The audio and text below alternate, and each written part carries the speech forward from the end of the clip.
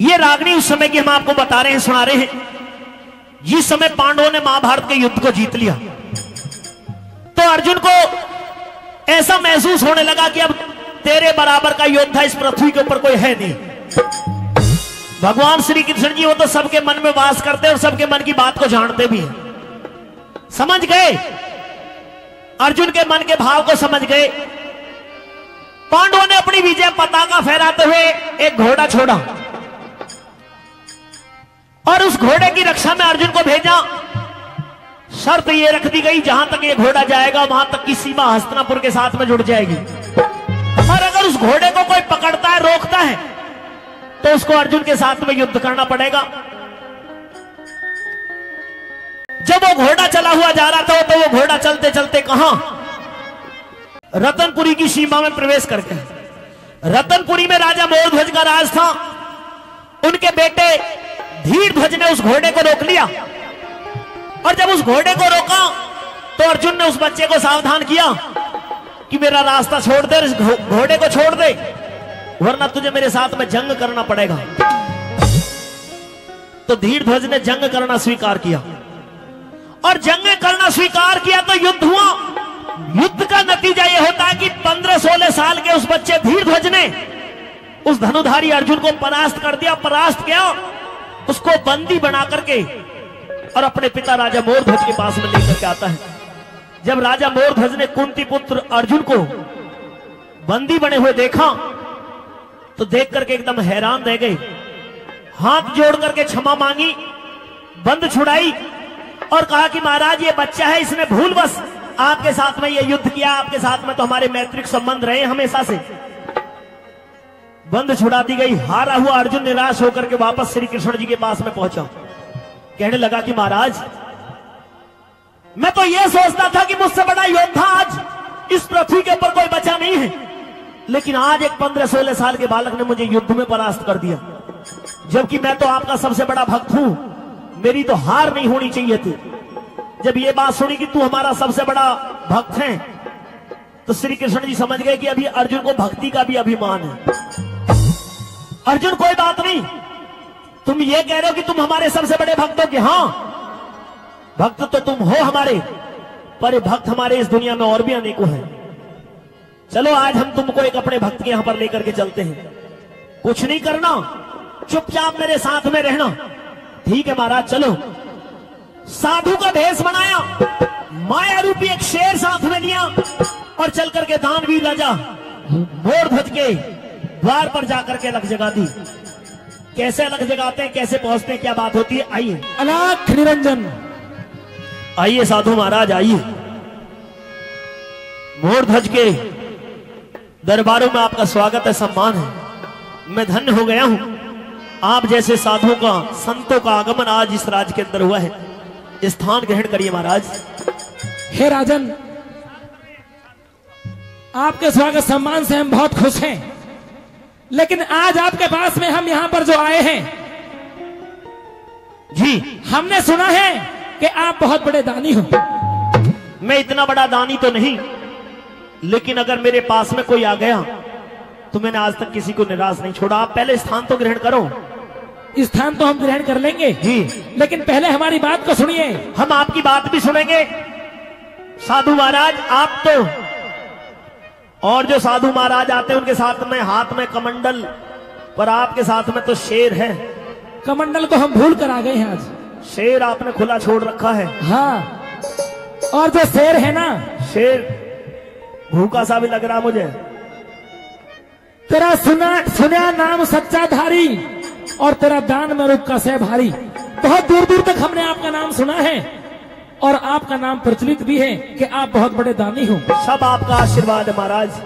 अच्छा हाँ, लेकिन जो साधु महाराज, आप जैसे साधु संतों का आशीर्वाद मिल जाता मैं धन्य हो जाता हूँ। अच्छा हाँ, आपके पास में यहाँ पर हम कुछ दान मांगने के लिए आए हैं।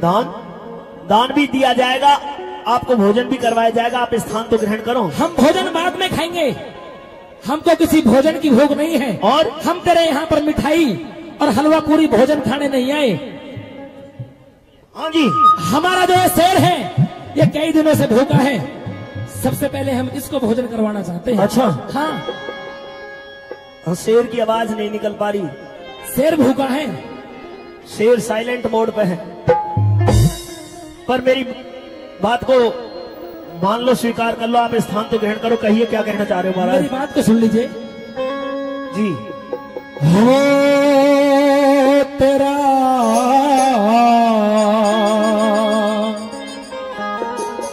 खाना खा लेंगे फिर।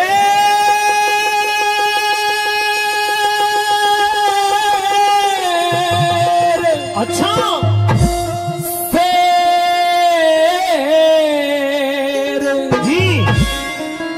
पहले जी में हमारा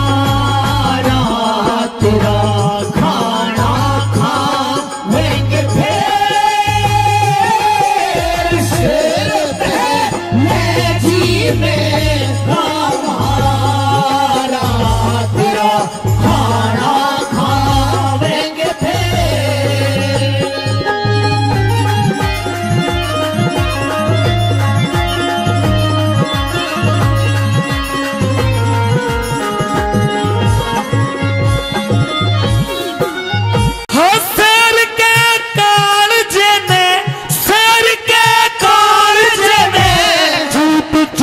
खारी भूख हम जाने हैं इसको, इसे जगत से है न्यारी भूख।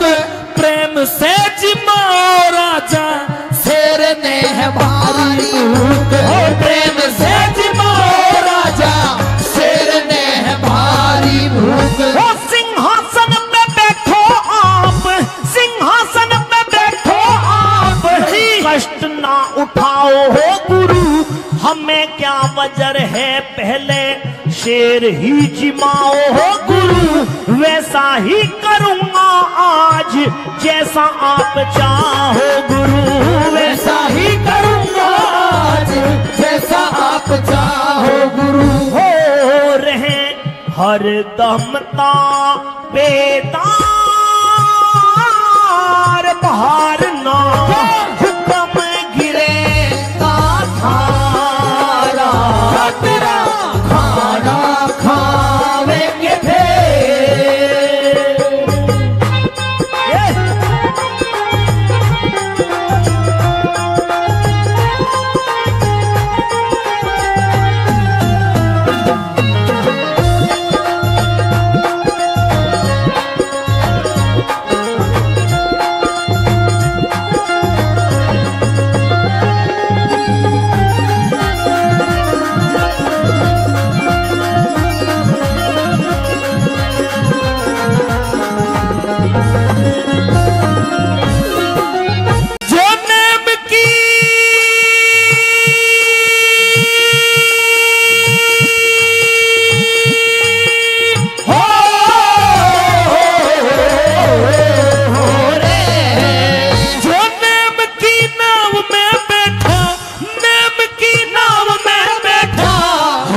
परली पार राजा, जुलम के जहाज वाला डूबे है मझधार राजा। अब तक तो कुछ बिगड़ा ना है, पहले सोच विचार राजा। अब तक तो कुछ बिगड़ा ना है, पहले सोच विचार राजा। सोचन और विचारण की, सोचन और विचारण की, इसमें क्या है बात नाथ, कमी ना आवेगी सर पे जब तक होगा थारा हाथ।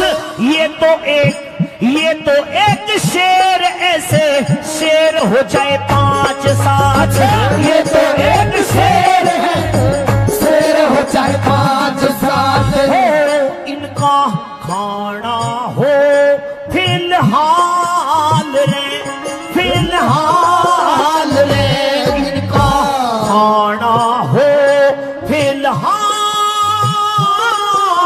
माल का हजारे हुआ भंडारा, तेरा खाना खावेंगे थे।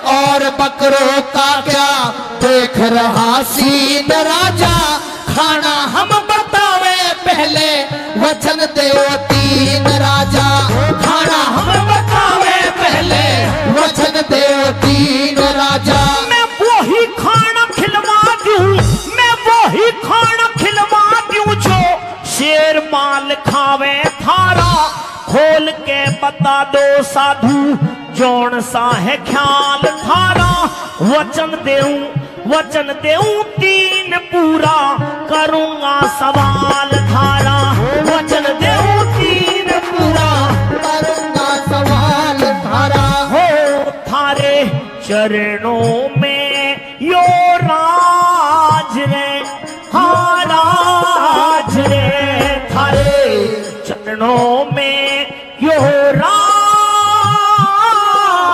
आज मैं अर्पण करेगा सारा, तेरा खाना खावेंगे